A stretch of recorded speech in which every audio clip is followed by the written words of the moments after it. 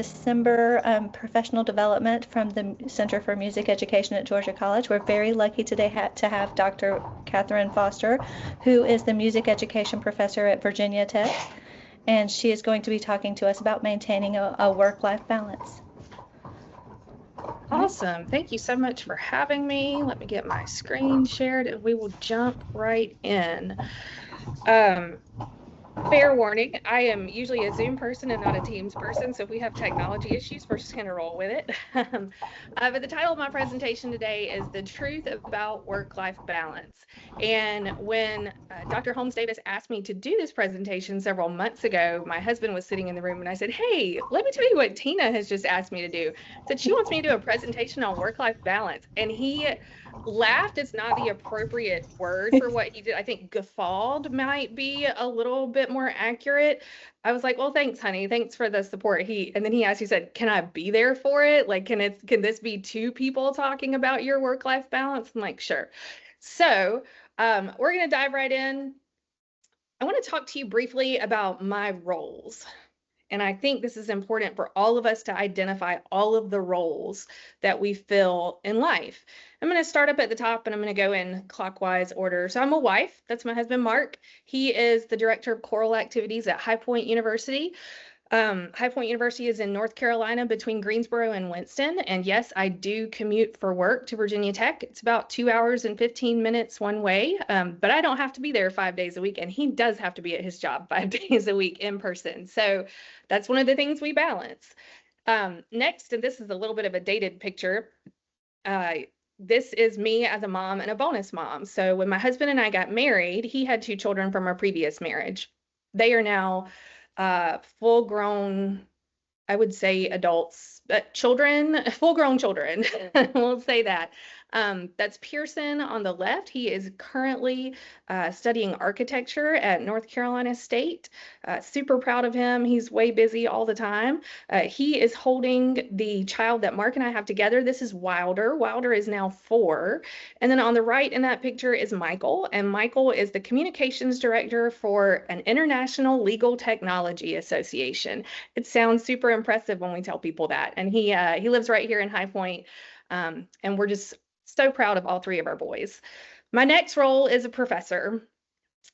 This is I guess I'm in my 6th year at Virginia Tech. I'm really bad with math and counting and the years and everything. COVID hit my first year, if that gives you any clue of how long I've been at Tech. My first group of student teachers lost the last 6 weeks of their student teaching experience because of COVID. Before that, I was at Fayetteville State University in North Carolina. It's our oldest HBCU in the state, and I was there for 1 year as the program director for the music ed program there. So currently at Virginia Tech, I lead the graduate program, very similar to Georgia College. We have a 5th year master's with licensure. So I am the music ed person in the School of Ed for that program. So I'm the advisor, the university supervisor, their professor who teaches all of the graduate music ed courses. Yep, I'm getting a thumbs up from Tina. We're mirror of each other. And so going along with the professor, we can talk about what all that entails on the next slide. I'm also an author. Through GIA Publications. That is my 4-year-old trying to help me sell books at NCMEA. I figure he was cute enough that people would actually want to purchase. So there's a lot that goes along with that. I'm also a church musician. So I tell people I have 1.5 jobs. So full-time job professor, part-time job as a church musician. My husband and I both serve the same church. He does the traditional side. I do the contemporary side. So I tell people they got a really good deal out of getting both of us. I am the co-founder of the Rural Band Director Alliance, and that involves lots of stuff as well. I'm also a daughter and a granddaughter. My grandmother is 91 years old, and so I still fill that role. I'm also a daughter. My dad is a retired band director who has gone back into the classroom at 49%, and so yeah, I grew up as a band director kid, and then my mom was a community college administrator, and she still works part-time for that. I'm also a sister. I have a younger sister and a younger brother. My younger sister teaches 8th grade history. Sorry, she was science last year. She's on to history this year. And my brother is a band director. So it kind of runs in the family. And through being a sibling, I have a fantastic niece and a wonderful nephew. And so I get to be Aunt Khaki to both of them. And then I'm also a friend. And the more you get to know me, you'll realize that the hats that my best friend Melody and I are wearing, they say petty because that just really describes our personalities when we're together. So these are all of my roles. All right, there we go. So let's talk about a little bit about the responsibilities that fall under each of these roles. Obviously, this is not an exhaustive list. I'm sure if I sat here and thought about it a little bit longer, I'd be like, oh yeah, I do that too. As a wife, a spouse, a partner, I help maintain the household, pay bills, spend time with my husband, remember important dates because he's not going to, and I co-parent with him. As a mom, a bonus mom, that a lot of laundry, meals, and this still falls under the oldest boys too. Grocery shopping, which my son Wilder, we were driving down the road one day and we passed the food line where I usually do our grocery shopping. He said, "Look, Mommy, it's your favorite store."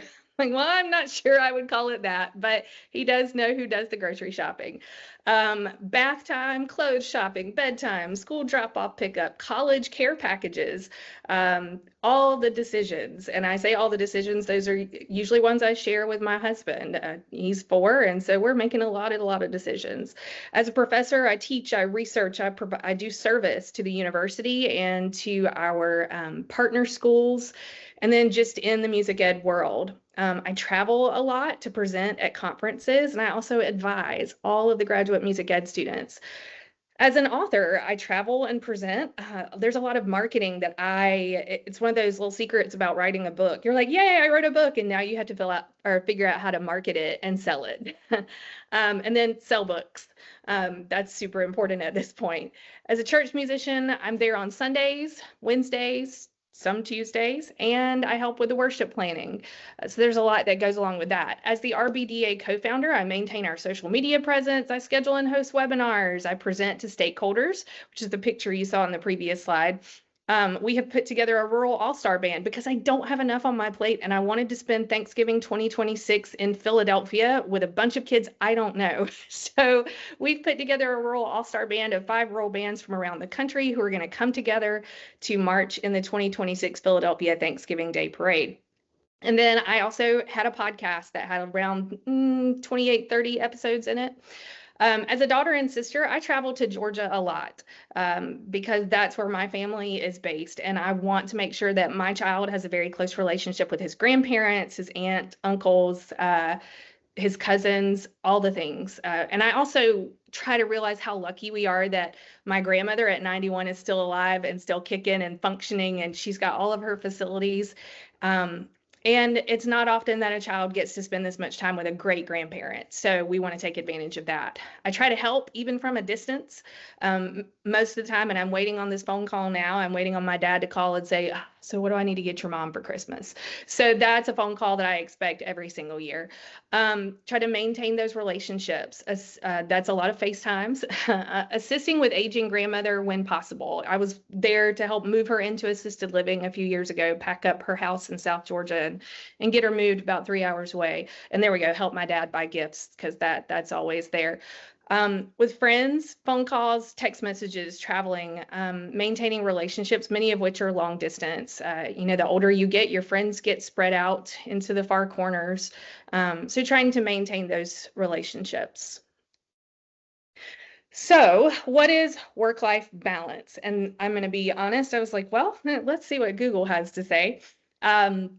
So the harmonious split, I love that combo of words, the harmonious split, implying that there's harmony between professional and personal life, allowing individuals to dedicate appropriate time and energy to their jobs, families, hobbies, and self-care. Oh, dare to dream. It's not a one-size-fits-all concept and changes over time, but a healthy balance leads to increased satisfaction, productivity, and overall well-being. This is the part that I think a lot of us as music teachers struggle with. A key aspect is having the ability to switch off from work during personal time and be fully present in both spheres. I would really like to meet this person that they crafted this definition around. I also found this quote that I really like from a Clark study from 2000: satisfaction and good functioning and work at home with a minimum of role conflict.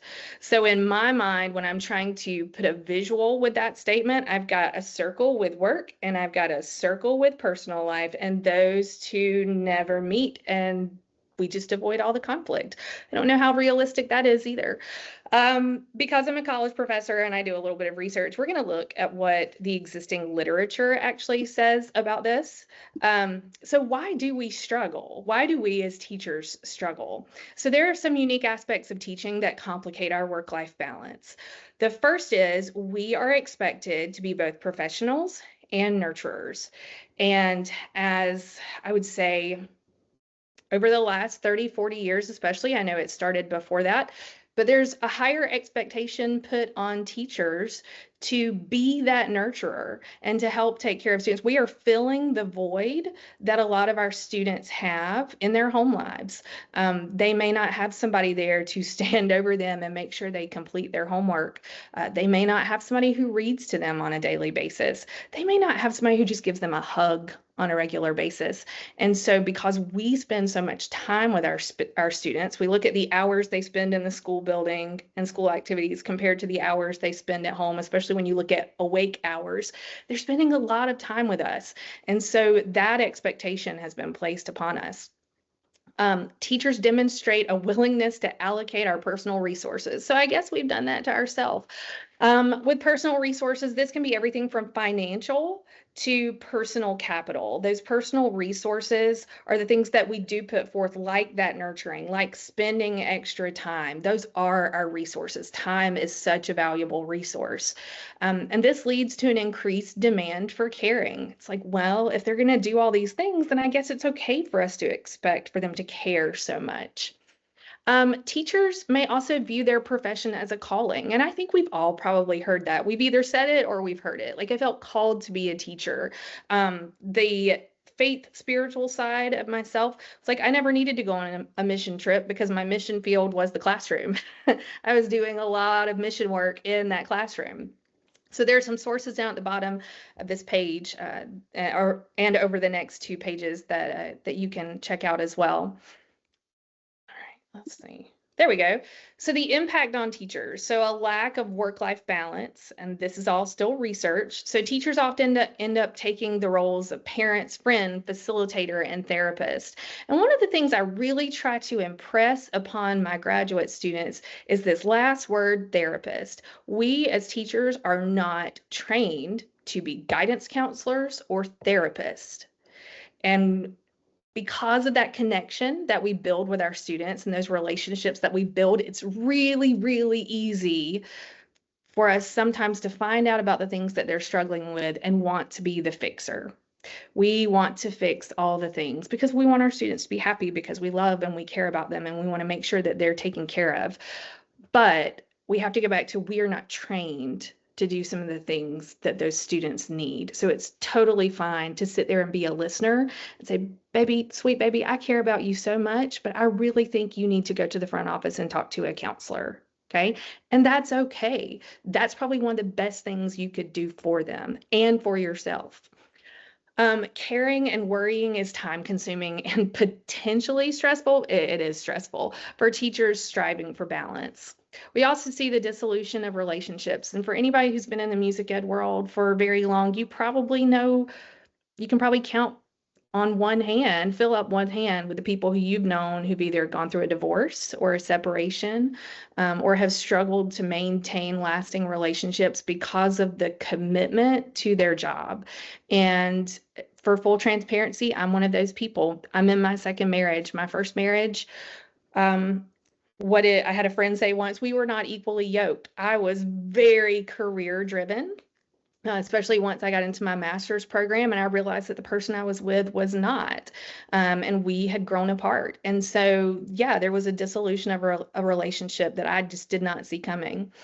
There is more research on burnout in music teachers, and we do experience burnout. However, this study kind of categorize like low level, moderate level, a high level of burnout, like how it's related to that. Emotional exhaustion is going to lead to music teacher burnout more than personal accomplishments or lack of, or negative attitudes towards students. Yes, I get it. Students are hard. They're difficult. We all have our hard and difficult days, hopefully not every single day, but it's the emotional exhaustion that leads to the burnout. And then our last slide on research. So this is what the researchers say about strategies for achieving balance. Practicing self-care. So on the personal side, this can look like spending time with family and friends, seeking out activities or people that encourage or comfort you. And on the professional side, participate in activities that promote professional development and cultivate professional relationships with colleagues. I think we could all say these are fantastic things to want to do. Kate Fitzpatrick wrote a study in 2013, and I think this was more geared towards motherhood and music education and how mothers really try to find balance, and those who are achieving that balance, these are some of the things that they do, or how it was achieved. So it's facilitated by personal qualities, structure of their work responsibilities, a supportive spouse, and a passion for work and home domains. So I encourage you to check out that study if you're a little bit more interested in that side of things. And avoid overcommitment to work responsibilities. I don't know how we want to define overcommitment, but what I hope to do today, now that we've gotten through the literature, is to give you some strategies to help achieve some balance. And these are a little bit more practical and real world than what was on the previous slide. Not to say anything bad about the ones on the previous slide. I think we should work to achieve those things. But you're like, Kat, how does that look like in real life? Like, what does that look like? So the first thing I'm going to advise you to do is try not to think of work-life balance as a scale that has to be completely balanced, or a pie chart that is required to have equal pieces. Like here's 25% personal, here's 25% professional, here's 25% me. You get what I'm saying. I think that is when we end up beating ourselves up, and the guilt, the self-imposed guilt, really gets layered on us. So I think it's important to try not to think of it as something that's got to be balanced, perfectly balanced. There are going to be things that take up more space depending on where you are in your life. Okay, speaking of which, accept that you will have busy seasons, and that life is probably not busy all of the time. So I sat down and looked at my calendar over the last year. January, our spring semester starts, whether my child is in pre-K or for me and my husband in higher ed. Conference travel for me, last year that meant 2 conferences, one in Florida and one in Georgia. This year I'm going to Ohio. So we've got to balance all of the, okay, remember you got to pick him up and we got to get a babysitter for this night because you've got presidential scholars, all the things. February, possible conferences. My husband always does a stateside choir tour. This year he's going to Texas and back in a week with his chamber singers. And so I will be a single mom for that week.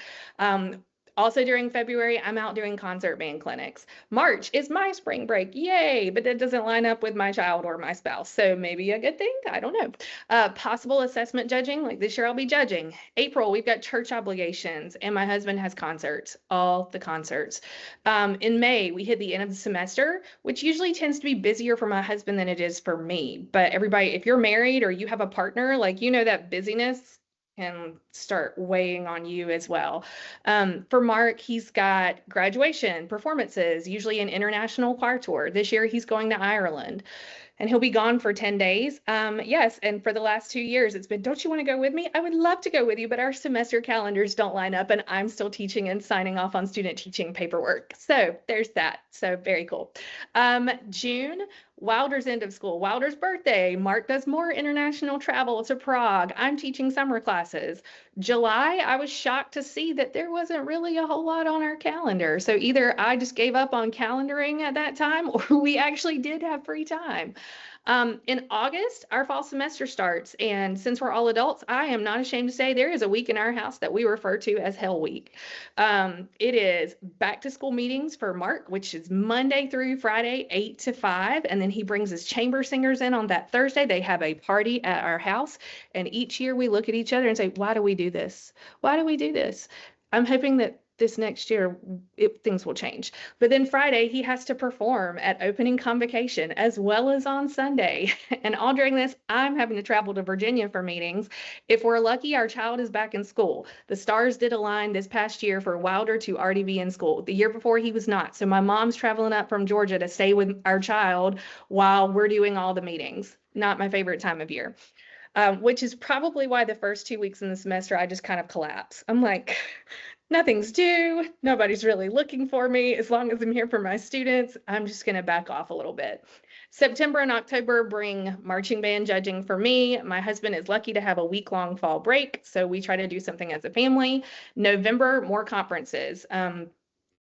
We've got NCMEA and VMEA. There's Thanksgiving. Our family, we're huge Auburn fans, and we have lucked out and gotten accepted to Albee Claus each year, where we take all the grandkids over to meet Albee dressed up like Santa Claus. December, I just don't want to talk about it. All the concerts, all the church things, the end of semesters, it's just a lot going on.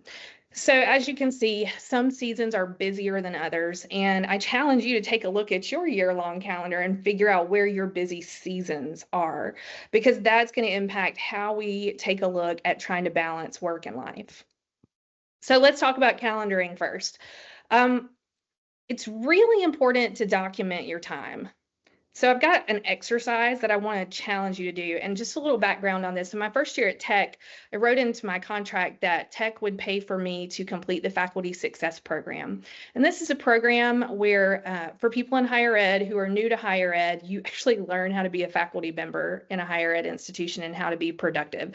I know that sounds kind of ridiculous, but in all the coursework I took for my doctorate, nobody ever told me like, hey, we didn't have a class on here's how you get promoted, here's how you get tenure, or here are all the things that you need to do, here's how to teach a college class. Those are just things you kind of have to pick up on. So with this faculty success program, it was a lot about how do we spend our time. And so they had us schedule out our entire week one week and account for every minute of each day. So sleeping, eating, all the things. And I've got some examples of that on the next slide. That we'll talk through. But the next thing is protect your time. So schedule time for you. And outside of your job, I need you to hear me when I say this. You do not owe anyone an explanation for how you spend your time. And a quick story about that. So when I was working on my doctorate, one of my mentors, Don Hodges, he's the psychology of music guy. He's fantastic. And I was getting ready to write my dissertation, and he said, the best advice I can give you is schedule time for writing and protect it. Put it on your calendar. Like, this is my writing time. And when somebody comes to you and says, hey, can you do this on Tuesday at 3:00? Can we meet? You say no, and you don't owe them an explanation for why you can't do it. And that has now thankfully transferred into other areas of my life. If somebody says, hey, can we meet at 4:00 on a Thursday? Yeah, that's not going to work for me. And inside, I know, yeah, that's not going to work because I usually got pick up from aftercare. And that's when I switch over to being a mom after working all day. So no, that time's not going to work for me. But to follow that up with, I always try to give them another time. Can we try this time instead? And just being the person, instead of just being the person said, no, that won't work. Like, I'm still trying to be a team player, but I'm not giving them an explanation for why we can't meet, because I just don't owe it to them. And that may sound harsh at times, but it's not. It's your life and it's your time. So let's look at this documenting your time. I pulled a random week. This is from February 2020. This is when I was super organized and like kept a color-coded calendar, which is still pretty much there. But you can see how I scheduled my time. Obviously didn't account for every minute of every day, but I did give myself time for travel. You know, I knew that it was going to take me X amount of time to get somewhere. Time to read and follow up on emails, writing time, time to prep for class, dinner prep, right? Church rehearsal, everything that was going on in my week. I even put dinner on my calendar because you got to eat, right? Like, you got to eat, especially if you're eating with family. And look, there's even time for me right there. I put a hair appointment on Wednesday because I just got to have those grays covered up, and I still do that. And I don't owe anybody an explanation for that time that I spend doing that. the other part of this exercise that they had us do was they created a spreadsheet, and you can see all of the categories here. So writing, teaching, service, administrative, wellness, personal, second job, commute. The last two things on that list I added because I knew that my church job took up time and I knew that my commute took up time. And we kept track of how long we were spending each day or during that week on these specific tasks that take up time in our life. So I think when you're trying to figure out how you can achieve better work-life balance, this might be a good starting point, is to figure out how you're currently spending your time and see if there are some changes or shifts that you can make, to where you're either forcing yourself to do things that are for you, or you're going, you know what, maybe I don't need to spend that much time on administrative tasks each day. Maybe I can push it down to an hour instead of 90 minutes. Like, how can I be more productive in that time if I know that I'm only giving myself 60 minutes? There's a difference between sitting down at your desk and going, okay, I have from 2 to 3 to get this administrative work done, and here's my list, compared to sitting down at your desk and going, okay, time to answer emails. And then you get started on this train and it's hard to get it to stop. Okay. I'm really great at doling out advice. I should probably add that. Please know everything I'm saying I need to do as well. It's okay to say no. It's totally okay to say no. I'm currently trying to move us over to the other side of my screen. There we go. Okay. You do not have to accept all of the gigs. You don't have to be on every committee. You don't have to be the head of the Parent-Teacher Association. You don't have to host all the holidays at your house. You do not have to have perfectly planned meals that represent every area of the food pyramid every night. I am the mom who, my kid's going to have chicken nuggets because sometimes chicken nuggets win and help me stay sane, and that's okay. Please understand that I know how I've just said it's okay to say no. And there are things that are going to be on your list that you want to do that it might be better if you say no. Because if it's going to cause you stress and mental anguish after saying yes to a gig or being the room parent for your child's classroom, maybe that wasn't the healthiest decision. Like this coming year, in the past, I have put it out there like, let me come work with your bands. I want to be all over the state of North Carolina and Virginia, and I want to be traveling all over the place. And I love being in a band room. And y'all, I will tell you, there is nothing more that I love than standing in front of a bunch of middle schoolers and creating music with them. But I found for the last 2 years, I've ended up exhausted, just completely exhausted. And this may be the year that I kind of stay with my normal people who have me come in before assessment, but I don't take on anybody new. And part of that for me, instead of having to say no, I just didn't put it out there this year. That was my way of dealing with it, because you do need time to yourself. Even if you've got a family with like 7 kids, well, if you got 7 kids, you really need time for yourself. Okay. My husband will talk, like, I just know about my husband. He likes to be alone.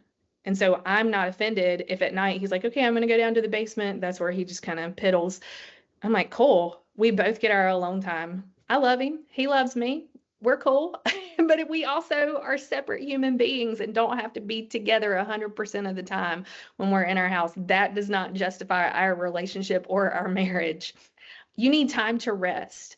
Getting on a healthy sleep schedule is part of that, a healthy lifestyle, but try not to obsess. And I hate to use my husband as an example, but he struggles with his weight constantly and has finally reached a place, thanks to medication, and he would tell you all of this, to where he doesn't have to obsess about it. But early on in our relationship, oh my gosh, I would dread the times in his life when he would get on the Atkins diet, because he would obsess over what he had to eat for every meal and all this planning and thinking.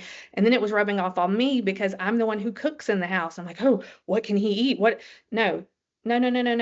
Try not to obsess. It's all about balance.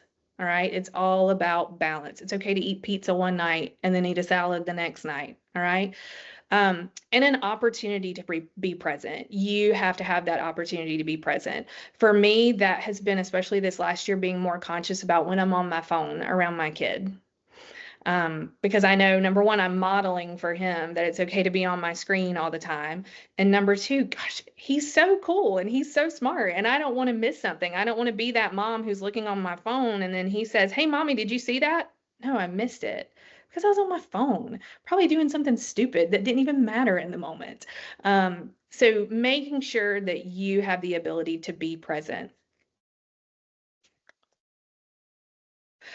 Finding a hobby. And this is something that's come to me within the last few years. And I had my dad would always preach this to his student teachers. You need a hobby, something that's non-musical and something that brings you joy. His hobby was golf. He was terrible, and he would tell you that. But it was something where he didn't have to worry about preparing a band or dealing with band boosters or anything on that list. He just went out and hit a golf ball. For me, about 5 years ago, I learned how to crochet. My great grandmother did it, my grandmother did it, my mom does it.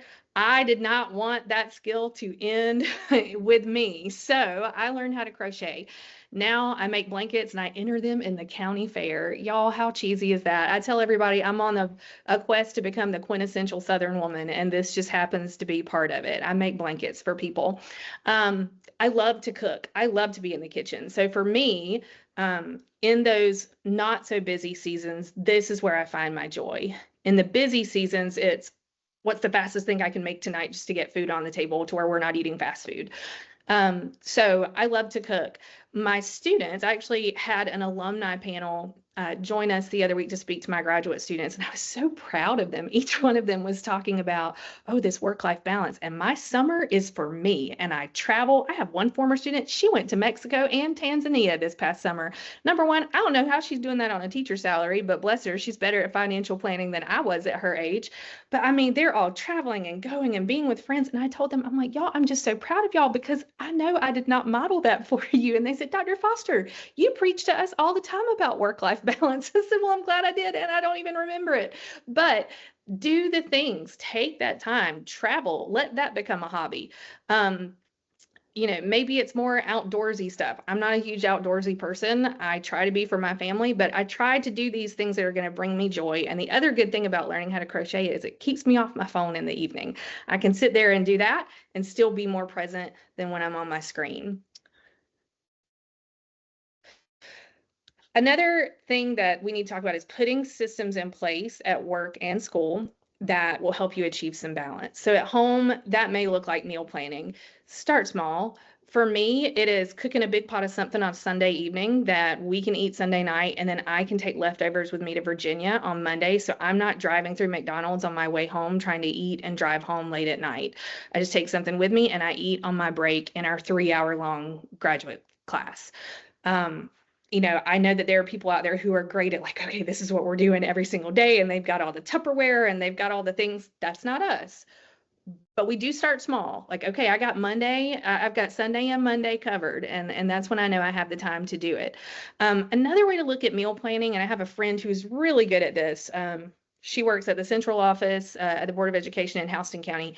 Over this summer, she will do freezer meals. Now, granted, you've got to have space and all the things. But she'll do freezer meals that during the busy seasons of her life, during that fall, she can pull them out in the morning, let them thaw, and they're ready to cook that night. And she's got instructions right with them. I did something similar when I was pregnant with Wilder. Like, we're going to need food after this baby comes. So we had food in our outdoor freezer, like ready to go. Laundry day. That's today for us. I put in a load of laundry before I started this webinar, and it's going to go in the dryer as soon as we get done. I just know that today's the day to get it done. Shared responsibilities. If you have a partner or a spouse who you live with, finding ways to share those responsibilities. And sometimes it becomes unspoken. Like, I've realized after a while, like, wow, my husband has been cleaning Wilder's cups and loading and unloading the dishwasher without, like, that's just his gift, I guess, in the kitchen because he doesn't cook. And so I cook, he does the dishes. He does more of the outdoor upkeep when we actually have grass that's green and not brown and dingy like it is right now. But he takes care of a lot of those things. Another thing that has helped with us in the past during our really busy seasons is having a fridge calendar. And I know you can share all the calendars and all the things right here, but there is something to be said for a paper or a dry erase calendar where everybody in the house can see it. And I can look in the morning as I'm packing a lunch going, oh, we got to figure out pickup for this afternoon because he's got a meeting and I got to be at tech or something like that. We talk a lot about putting systems in place in our personal life, but we also should absolutely include putting in place systems in our work and school life that are also going to help reduce some of that stress. If you are a high school band, choir, or orchestra teacher, maybe that looks like student leaders and putting more responsibility on your student leaders. Maybe that looks like organizing parent volunteers a little bit better, or putting organizational routines or systems in place. And it's the little things that can just bring that stress level down. So this picture that I included on the slide with the mass of sixth graders in a band room, this is when I was teaching public school down in South Georgia. And if you could direct your attention over to the wall on the right-hand side, I don't know about y'all, anybody who's ever taught public school, did y'all know that on the black market, third clarinet parts are going for really big money because they always seem to be stolen or lost? I say that in jest because it never failed. I would get up to start class. Miss Shaw, I can't find my music, or I left my music at home, or I need this. Okay, what can I do to get that out of the way so that I can start class under some sense of normalcy? So what I did was I created a poster for each instrument, and that's what, I know this picture's a little blurry, but just go with me on this. I've got flute, oboe, clarinet, like it went in score order up along the wall, and under each picture was a bin, just one of those plastic bins you can get at an office supply store. Within the bin was a folder for sixth grade, one for seventh grade, and one for eighth grade. And it held extra copies of all of the music that they were playing at the time. And students knew, I finally got them trained. It didn't take long. What is it, 2 weeks to form a habit? They knew that the first place they had to look if they didn't have music was that bin. They had to go to their instrument and look in that bin. Look, I get it. We all forget stuff, or we all lose stuff. They were only allowed to come to me if the folder for their grade level was empty. And then the response would be, you need to share with the person next to you, but thank you for letting me know. And I would put a sticky note on my podium that said, make more sixth grade clarinet parts. And that helped, believe it or not, reduce some of the stress of just trying to get class started. And it helped alleviate some of that stress. I wasn't making 50,000 copies, just trying to make sure everybody had something. So having some of those routines and systems in place, and we could probably do a whole other session on organizational systems and routines at work. But I think it's one of those things that anything you can do to bring the stress level down. And for those of us who've been in a classroom or even working in the private sector, it's not always the huge stressors. It's the addition of the tiny little things that add up that cause one big thing. So how can we remove those tiny stressors or work to make them better? And that's going to connect to those routines and systems that you can put in place. The other thing is evaluating what is important at work. So I think it's really important, not only when you go into a new program or a new school, but each year to evaluate your program. What all are you already doing? What are you wanting to add to aid in student growth? And when you list those things out, I think it's important to go through this list of questions. Is this important to me? Is it important to my students? Is this important to my school and or administration? Is this important to parents and or other stakeholders? And is this important to the community? So I'm going to grab two random ones out of thin air. Christmas parade. It may not be important to you. It may be about 50% important to your students. It may be very important to your school and administration because it's visibility. It may or may not be important to parents, but it may be important to stakeholders who have given money to help support your program. And then that's going to connect with community. A band or any school group is a source of pride for a lot of communities. So while the Christmas parade may be a major pain in your neck, because it's important to all of those other groups, it's important for you to do it. Let's go on the opposite end of the spectrum. Super competitive marching band or show choir. We'll go there. Is it important to me? Yeah, it may bring you some musical fulfillment and joy to do that. Is important to your students? Maybe. Depends on the culture and tradition that you have put in place at your school, or maybe the person before you put in place. Is it important to your school and administration? Y'all, that's a big question mark for me. That's going to depend on the school. I'm going to tell you, my first job, my principal, or our principal, because I was the assistant band director, his gauge for how good our marching band was any given year was how many sousaphones we had on the field. He was also a band dad, but he was a former coach. Okay, so I don't think that in the grand scheme of things, it really mattered if we were competitive.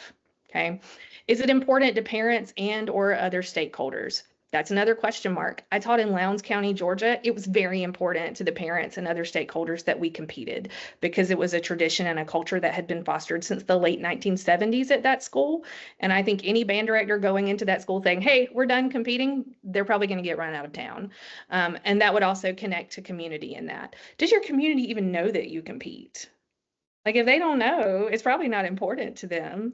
So those are questions that you should probably answer when you're trying to figure out what's important at work and with your program, because that's going to directly impact your work-life balance. If you're going to have a super competitive marching band, that's going to require more practices than a band that just performs for parades and Friday nights. So are you okay with tipping that scale a little bit to where your time is spent more at work? And it also may depend on what season of life you're in. If you're a single person who doesn't have any kids, doesn't have a spouse, partner yet, you may be okay spending more time with that. But as more people enter the picture, your values and what's important may change. And that's okay. It's okay to not be a static person whose, whose desires change, whose goals change. And that's okay. One of the last things I'll tell you is comparison is the thief of joy. And I saw this quote several years ago, and I think it's more important now than ever. Just so think about influencers for a second on social media. I follow a lot of them. I follow the mom influencers, all the, fashion, fit. Well, I don't really follow fitness that much. But just because others look like they are achieving work-life balance does not mean that you are failing. It doesn't. Work-life balance is going to look different for everybody. They're called influencers for a reason. They make money on making us feel like this is the way to do it. This is how we achieve. And y'all, I've started thinking about like, oh my gosh, if I were an influencer, I don't want my phone documenting that much time of my life. I don't want to have to stage all the things in my life to make them look influencer perfect.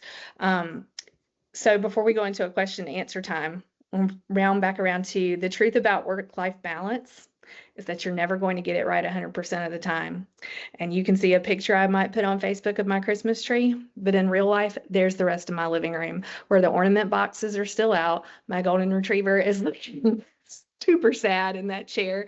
There's a step ladder up. There's another one behind the couch. You see my book bag on the floor, pillows, blankets everywhere. And if I turned it in the opposite direction, you would see all the dinosaurs from the 4-year-old. And that's okay, because that's real life. And that's what brings me joy, is sitting in that living room. Now, don't get me wrong, I like it when I have a clean house, like I kind of thrive off of that, but also knowing that my child is comfortable enough in my house to where he can just take his toys out. Mom's not going to get mad. This is just our life, and it brings humanity to what we do, and everything doesn't have to be perfect all of the time. So we can pop into some Q&A. I'll stop sharing so we can see each other a little bit better. If you want my contact info, there it is, csfoster@bt.edu. I don't have all the answers to the questions, but I'm happy to talk about them with you. I love talking about the questions. So any questions, anything you want me to clarify or go back to?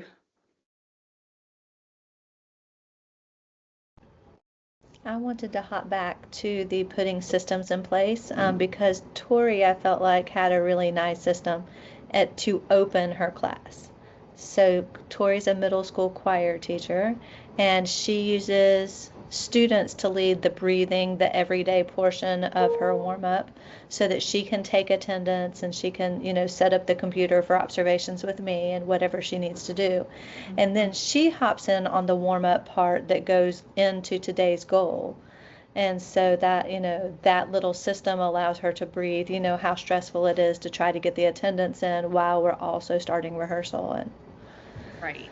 And a similar system I've seen put in place to that is instead of having students lead, I have teacher friends who've made recordings of themselves huh? going through the warm-up sequence at the beginning. So they essentially hit play and you hear the teacher's voice saying, okay, everybody sit up nice, straight, and tall. Here we go with number one in the book or on our warm-up sequence.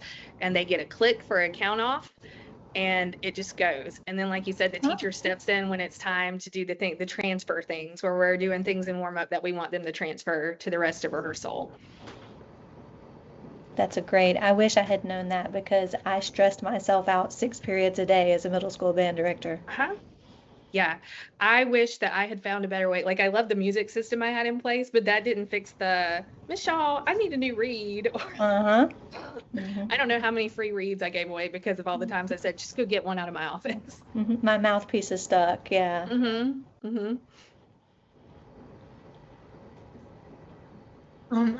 Excuse me, my voice isn't all the way there, but I had a question about, allocating, you know, jobs or whatnot.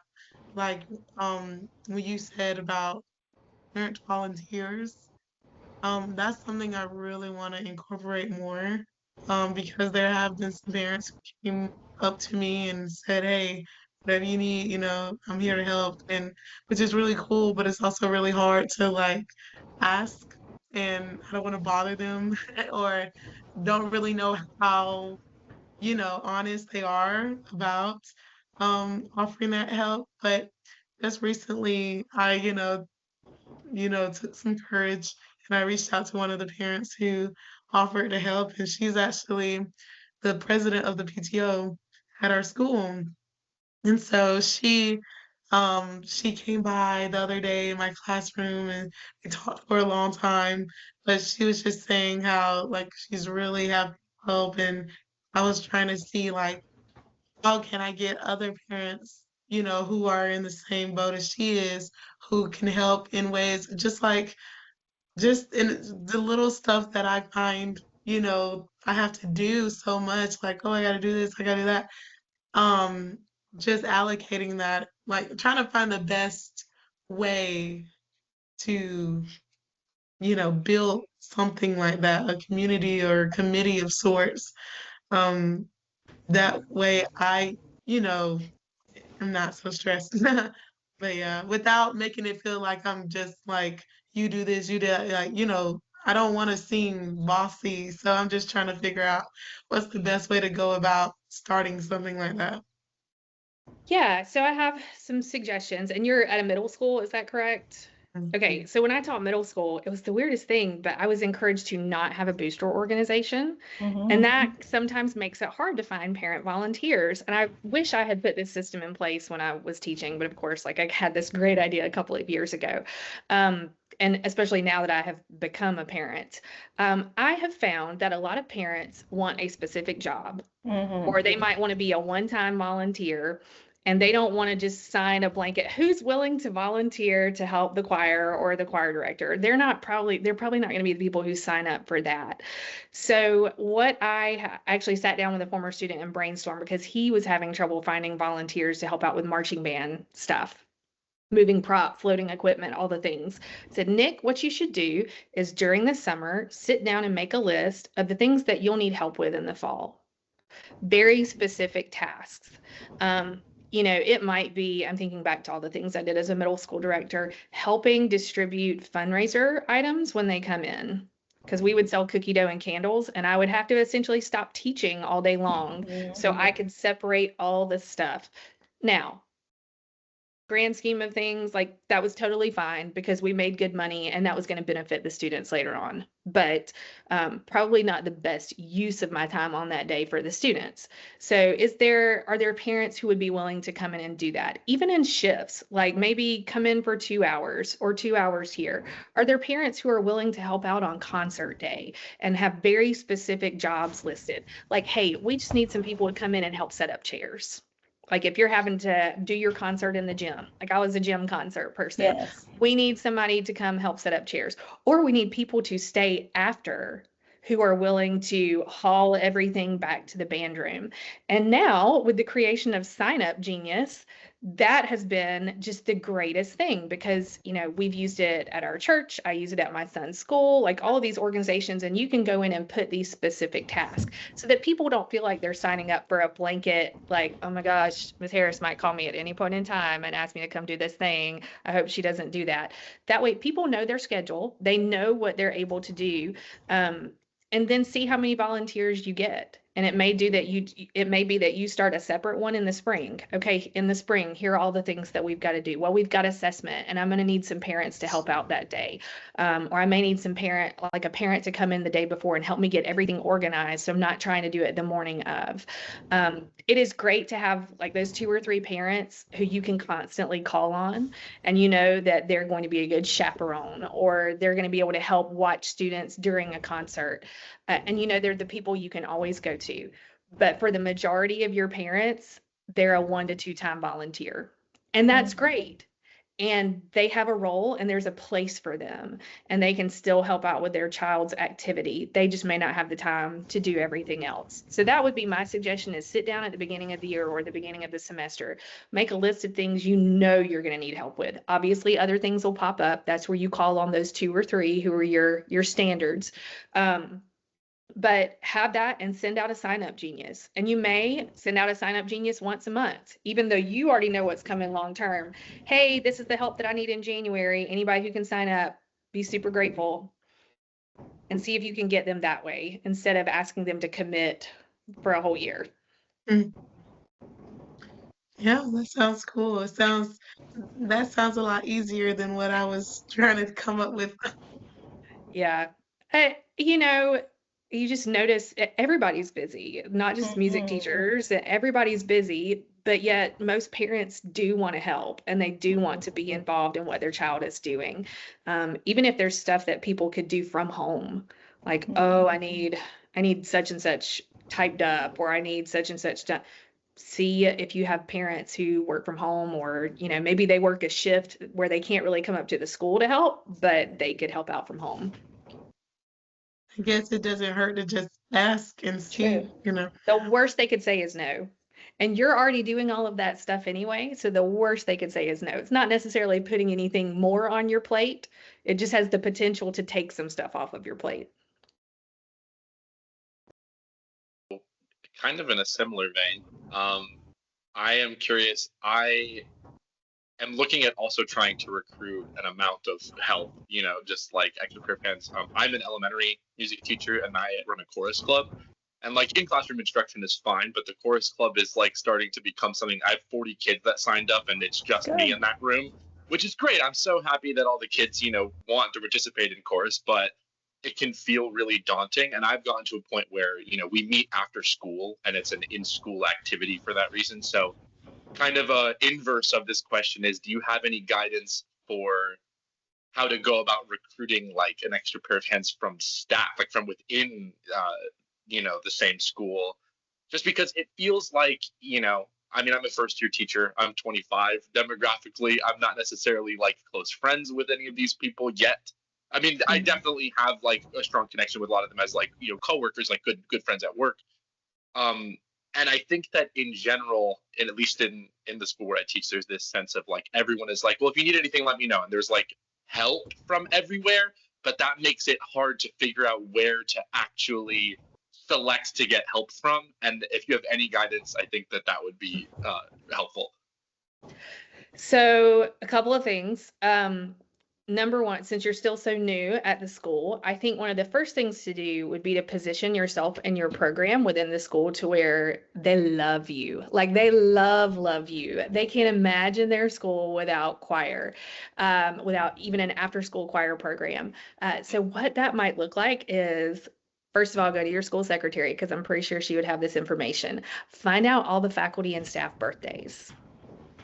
And teach your kids to sing happy birthday. Shouldn't be that difficult. And every day that there's a birthday, and I know this seems like a lot, but whatever class you want to pull that day, y'all take a field trip down to that classroom. And you go in there and you sing happy birthday to that teacher. Or maybe you stand them in the hallway and have this teacher come to the door and you sing them happy birthday. Like, this is low stress, right? Like, I mean, yeah, you got to keep up with a calendar of the birthdays. But it's happy birthday at the end of the day. It's not like, an arrangement. Right. We're not talking harmony. We're not talking anything. Right. You're talking the cuteness of elementary school children singing happy birthday to an adult. And so in that sense, you're positioning yourself in that school where it's like, oh my gosh, do you see what that music teacher is doing? He is going around to every classroom and singing happy birthday to all the faculty and staff. And maybe at the end of the school year, you take one class up to the office at the beginning or the end of the day and say, this is for all our summer birthdays, because we know that we're not here, but we want to recognize you as well. Like, you want to make sure everybody is seen and recognized. Theirs, right. Yes, everybody gets theirs. Doesn't cost you anything. You're not providing cupcakes or anything like that. So step one is like, and this is a multi-step thing, you're positioning yourself within the school to like, okay, he really cares. He's really invested. He wants to make sure that the kids are learning about giving and sharing love with other people. The next thing would be, use that sign up genius, say, send out an email to the faculty and staff. Hey, y'all, I am looking for help to do this. Now, this might be a little bit extra on you, but if there are days that you can give up your planning or do a little bit extra for a teacher who can, like, it may just be you going and making copies for that teacher to take something off of them. So kind of a trade-off system. Like, hey, if you'll stay after school and just help me watch these 40 kiddos and keep everybody straight. I'll scratch your back however I can as well. Right. Sure. Right. You want me to come watch your kiddos for 15 minutes while you like go get coffee, go to the bathroom? Let's make that work. Whatever you can do for them to help out. That may be trading off a duty. Like, if you don't have lunch duty, maybe you do it for them one day so they can have a peaceful lunch, knowing that they're going to stay after and help you. But I think before you can ask that of them, you got to become the guy. Like, you have to be the one that they're like, okay, he really is trying hard and he wants this for the students. And so. Awesome. I appreciate that. And I think the idea of like actually do help other people out back is helpful, because I think it takes sort of the stress off of like feeling like I'm asking for charity from people that are also busy. Like, that's the thing that always permeates my mind is like, man, I really need help bad, but also everybody is also up to their eyeballs and in the same school as me and, also going through it. So I think making it, I don't know that transactional is the right word, but like making it's an exchange, it's a mutually beneficial situation seems more appealing or easier to initiate like the ask. Yeah. For me, at least. And maybe when you send out the email, maybe that's how you open the email is looking for someone to make copies, want to have someone cover your lunch duty for one day. Like, go ahead and grab them with that, like couch it that way. So you're go ahead and grabbing them. And you're like, so here's what I need. Like, here's how we can make this work for everybody. Awesome. Thank you so much. Yeah, absolutely. All right, Dr. Foster, I think we are running out of time. Do you have any final things that you'd like to share with us? Just remember that life happens in seasons. And for our family right now, this is a super busy season. We actually have a Saturday where we can breathe a little bit, but my husband's got a concert tonight. And I had this is a down day for us. Is that sad? Like, I'm here doing this during it for an hour around lunchtime. But then we get to July and it looks like we don't have anything on our calendar, and we know things are going to slow down in January a little bit. Also, find time for you, even if it's just, hey, can you watch the kids for 15 minutes while I drive to the grocery store by myself? Like, that is a freeing and relieving time, believe it or not. Find an audiobook to listen to in the car. Find a podcast you connect with to where it feels like you time, even though you might just be driving from here to work. But find those things that are going to bring you joy that you can always go back to help create some of that balance. And don't beat yourself up. You're going to feel guilty. Wilder's first Christmas concert program is the morning I'm presenting at Midwest. I feel like mom of the year right now. And everybody's going, this is a one-time thing. I'm like, I know, but my kid is super cute and I'm buying these clothes for his Christmas program and I'm not even going to be there to see it. The guilt is real as a parent. Take it easy on yourself, because you're probably putting more pressure on yourself than anybody else in your world is. So Definitely. All right. Well, thank you so much for being here with us. And I will put your email in the comments when we post this so that people can get a hold of you if they need more. Thank you for your great suggestions and yeah, your experience. thank you. All right. Bye-bye.